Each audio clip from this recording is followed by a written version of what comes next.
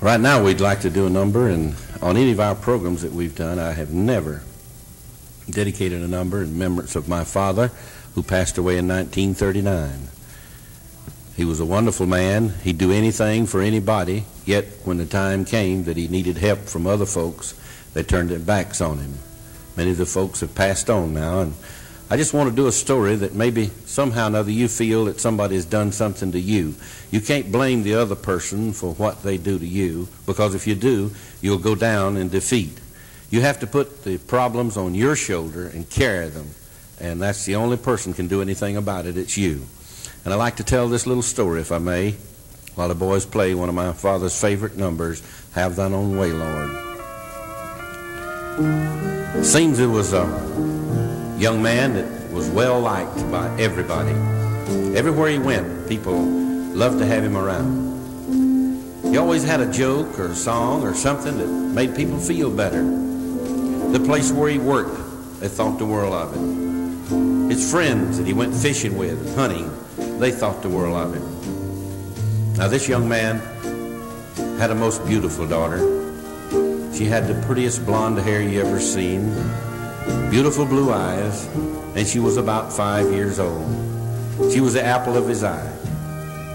She went with him most every place he went, and folks were always proud to see them together.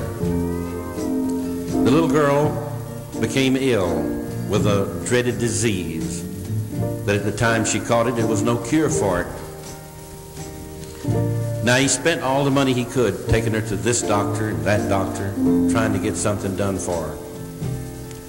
But the little girl got worse as days went by.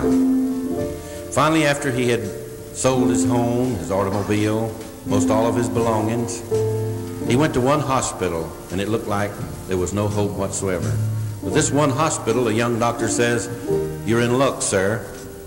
Says they have invented a treatment now that can cure your little girl. He says, "Well, I want to get that treatment for her, if I may." They says, "Well, it's this doctor on the West Coast that has come up with this treatment, and he's a very expensive doctor, and he'll expect probably $10,000 to come here to treat your daughter, because your daughter is so near gone that you couldn't fly her or carry her out to California." So he says, "Well, I can certainly get the money." So he went from friend to friend, door to door. All of his buddies, he asked them, would they help him? He went to the bank and he says, "Would you loan me just enough money to get this wonderful doctor that can cure my little girl?" He says, "All I need is $10,000. They says, "Well, you know, you have used up your collateral, and we at this time money is tight in the bank, and we don't see how we can let you have it." His friends turned him down. They had various excuses, like they had just built onto their home. The plant where he worked had an excuse. Things were a little harder than they had been. Money was a little short, and they had done some renovation to the plant. Well, needless to say, he went from friend to friend. The people that he went fishing with and hunting, they couldn't even get up part of the money for them. Well, this was a disappointment to this young man.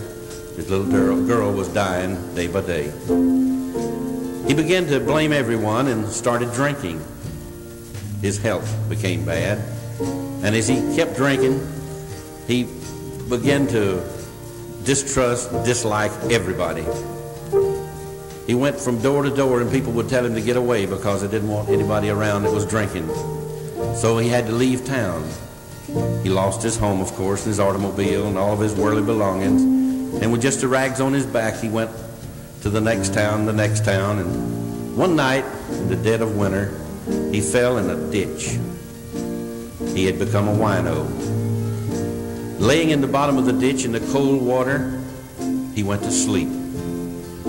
Now this young man had been brought up in churches, and there was something good about him still. And he started dreaming about heaven. And he dreamed that he had went to heaven, and he was watching a procession of little children come down the stairways of heaven. Each one was carrying a candle in her hand, and it was burning brightly. You could see the light as it shone on their face. One child came down, and her candle wasn't burning, and he couldn't see her face. And he rushed over and he discovered it was his little girl. And he says, "Darling, why isn't your candle burning?" And she looked at her father and says, "Father, your tears have drowned out my candle." So the next time we think it's someone else's fault for our problems, just put the problem on your shoulder, because that's the only way that you can do something about it. Thank you. And now we'll be back in just 60 seconds.